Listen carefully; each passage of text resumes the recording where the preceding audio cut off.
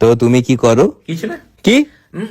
না মানে আমি নিজেকে এমন করে মানে তৈরি করেছি, মানে আমি এমন একটা দর্শনে বিশ্বাসী, আমি একটা মতধারায় বিশ্বাসী যে আমি কি করছি এটা আমি ভাবতে চাই না, আমি যেন ভাবি আমি কিছুই করছি না। তো আমি ওই দর্শনে বিশ্বাসী যে কিছু না, এরকম একটা ব্যাপার। খুব দারুণ চিন্তাধারা। Thank you, thank you. তো এমনি কি করা হয়? দেখুন, কোথাও না কোথাও আমি বিশ্বাস করি। আরে ধ্যাৎ, কি করো বলো তো?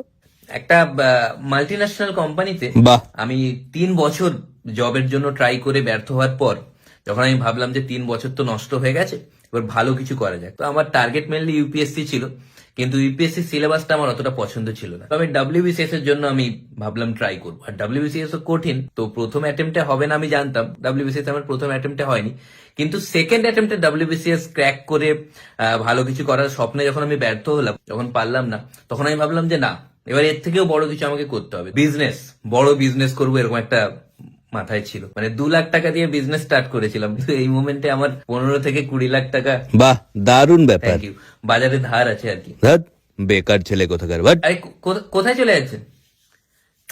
ধারালো জামাই মিস করে গেল।